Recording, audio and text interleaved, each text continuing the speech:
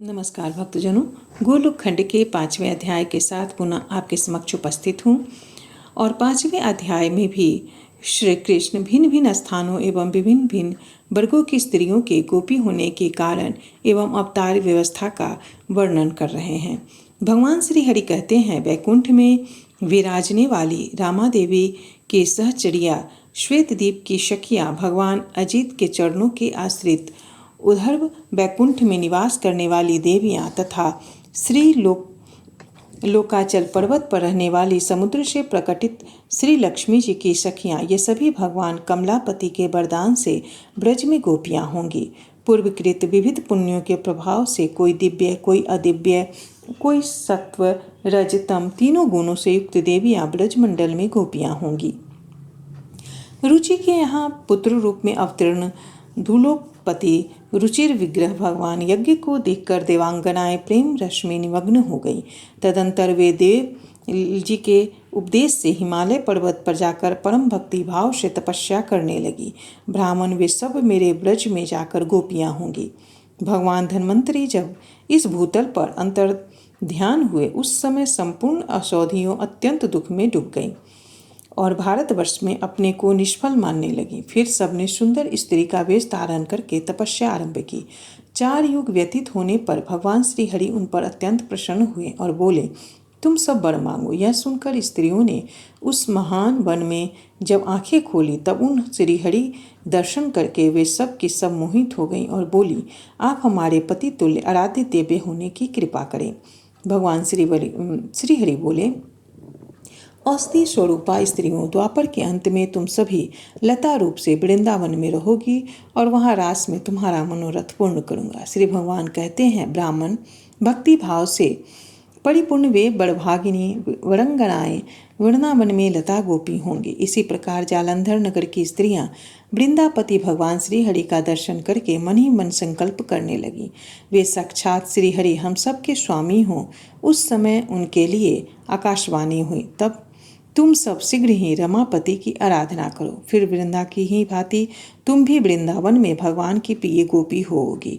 मत्स्य अवतार के समय मत्स्य विग्रह श्री हरि को देखकर समुद्र की कन्याएं मुग्ध हो गई थीं। श्री मत्स्य भगवान के वरदान से वे भी ब्रज में गोपियां होंगी। मेरे अंशभूत राजा पृथु बड़े प्रतापी थे। उन महाराज ने संपूर्ण शत्रुओं को जीतकर पृथ्वी से सारी अभिष्ट वस्तुओं का दोहन किया था। उस समय वहिष्पति नगरी में रहने वाली बहुत सी स्त्रियां उनको देखकर मुग्ध हो गईं और प्रेम से विहल हो अत्रि जी के पास जाकर बोली, महामुनि, समस्त राजाओं में श्रेष्ठ महाराज पृथु बड़े ही पराक्रमी हैं। ये किस प्रकार से हमारे पति होंगे, यह बताने की कृपा कीजिए। अत्रि जी ने कहा, तुम सब शीघ्र ही आज इस गौ को दुहो। ये संपूर्ण पदार्थों को धारण करने वाली धारणामयी धरणा देवी हैं। तुम्हारे सारे मनोरथों को, चाहे वे समुद्र के समान अगाध अपार एवं दुर्गम ही क्यों न हो, अवश्य पूर्ण कर देगी। ब्राह्मण तब उन स्त्रियों ने मन को दोहन मात्र बनाकर अपने मनोरथों का दोहन किया। इसी कारण से वे सब की सब वृंदावन में गोपियां होंगी। बहुत सी श्रेष्ठ अप्सराएं, जिनका रूप अत्यंत मनोहर था और जो कामदेव की सेनाएं थी, भगवान नारायण ऋषि को मोहित करने के लिए गंधमादन पर्वत पर गईं, परंतु उन्हें देखकर वे भी अपनी शुद्ध बुद्ध खो बैठी। उनके मन में भगवान के पति बनाने की इच्छा उत्पन्न हो गई। तब सिद्ध तपस्वी नारायण मुनि ने कहा, तुम ब्रज में गोपियां होंगी और वहीं तुम्हारा मनोरथ पूर्ण होगा। ब्राह्मण सूतल देश की स्त्रियां भगवान वामन को देखकर उन्हें पाने के लिए उत्कट इच्छा प्रकट करने लगी। फिर तो उन्होंने तपस्या आरंभ कर दी, अतः वे भी वृंदावन में गोपियां होंगी। जिन नागराज कन्याओं ने शेषावतार भगवान को देखकर उन्हें पति बनाने की इच्छा से उनकी सेवा समाराधना की है, वे सब बलदेव जी के साथ रास विहार करने के लिए ब्रज में उत्पन्न होंगी। कश्यप जी वसुदेव होंगे। परम पूजनीय अदिति देवकी के रूप में अवतार लेंगे। प्राण नामक वसु शूरसेन तथा ध्रुव नामक वसु देवक होंगे। वसु नामक नाम के जो वसु हैं, उनका उद्भव के रूप में प्राकट्य होगा। दया परायण दक्ष प्रजापति अक्रूर के रूप में अवतार लेंगे। कुबेर हादि के नाम से और जल के स्वामी वरुण कृतवर्मा नाम से प्रसिद्ध होंगे। पुरातन राजा प्राचीन वणि गद एवं मरुत देवता अग्रसेन बनेंगे। उन अग्रसेन को मैं विधानतः राजा बनाऊंगा और उनकी भली भांति रक्षा करूंगा। भक्त राजा अम्बरीश, युयोधान और भक्त प्रवर प्रहलाद सात्यकिकी के नाम से प्रकट होंगे। क्षीरसागर संतनु होगा। वशुओं में श्रेष्ठ द्रोण साक्षात भीष्म पितामह के रूप में उत्पन्न होंगे।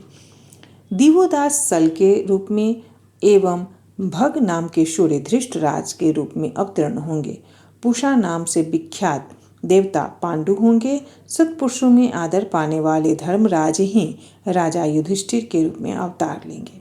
वायु देवता महान पराक्रमी भीमसेन के तथा स्वयंभू मनु अर्जुन के वेश में प्रकट होंगे। रूपा जी सुभद्रा होंगी और सूर्य नारायण कर्ण के रूप में अवतार लेंगे। अश्विनी कुमार नकुल एवं सहदेव होंगे। धाता महान बलशाली बाहिम के नाम से विख्यात होंगे। अग्नि देवता महान प्रतापी द्रोणाचार्य के रूप में अवतार लेंगे। कलिकांश दुर्योधन होगा। चंद्रमा अभिमन्यु के रूप में अवतार लेंगे। पृथ्वी पर द्रोण पुत्र अश्वत्थामा साक्षात भगवान शंकर का रूप होगा। इस प्रकार तुम सब देवता मेरी आज्ञा के अनुसार अपने अंशों और स्त्रियों के साथ यदुवंशी, कुरुवंशी तथा अन्य वंशों के राजाओं के कुल में प्रकट होगे। पूर्व समय में मेरे जितने अवतार हो चुके हैं उनकी रानियां रमा का अंश रही हैं। वे भी मेरी रानियों में 16,000 की संख्या में प्रकट होंगी। श्री नारद जी कहते हैं, राजन, कमलासन ब्रह्मा से यूं कहकर भगवान श्री हरि ने दिव्य रूप धारणी भगवती योग माया से कहा। भगवान श्री हरि बोले, महामने मते, तुम देवी की 7वें गर्भ को खींचकर उसे वसुदेव की पत्नी रोहिणी के गर्भ में स्थापित कर दो। वे देवी कंस के डर से ब्रज में नंद के घर रहती हैं। साथ ही तुम भी ऐसे अलौकिक कार्य करके नंद रानी के गर्भ से प्रकट हो जाना। श्री नारद जी कहते हैं, परम श्रेष्ठ राजन, भगवान श्री कृष्ण के वचन सुनकर संपूर्ण देवताओं के साथ ब्रह्मा जी ने परात्पर भगवान श्री कृष्ण को प्रणाम किया और अपने वचनों द्वारा पृथ्वी देवी को धीरज दे वे अपने धाम को चले गए। मिथिलेश्वर जनक, तुम भगवान श्री कृष्ण चंद्र को साक्षात परिपूर्णतम परमात्मा समझो। कंस आदि दुष्टों का विनाश करने के लिए ही वे इस धराधाम पर पधारे हैं। शरीर में जितने रोए हैं उतनी जिह्वाएं हो जाए तब भी भगवान श्री कृष्ण के असंख्य महान गुणों का वर्णन नहीं किया जा सकता। महाराज, जिस प्रकार पक्षीगण अपनी शक्ति के अनुसार ही आकाश में उड़ते हैं, वैसे ही ज्ञानी जन भी अपनी मति एवं शक्ति के अनुसार ही भगवान श्री कृष्ण चंद्र के दिव्य लीलाओं का गायन करते हैं। अगर आपको वीडियो पसंद आए तो वीडियो को ज़्यादा से ज़्यादा लाइक करें, शेयर करें और चैनल को सब्सक्राइब करना बिल्कुल ना भूलें। धन्यवाद। नमस्कार भक्तजनों, गोलोक खंड के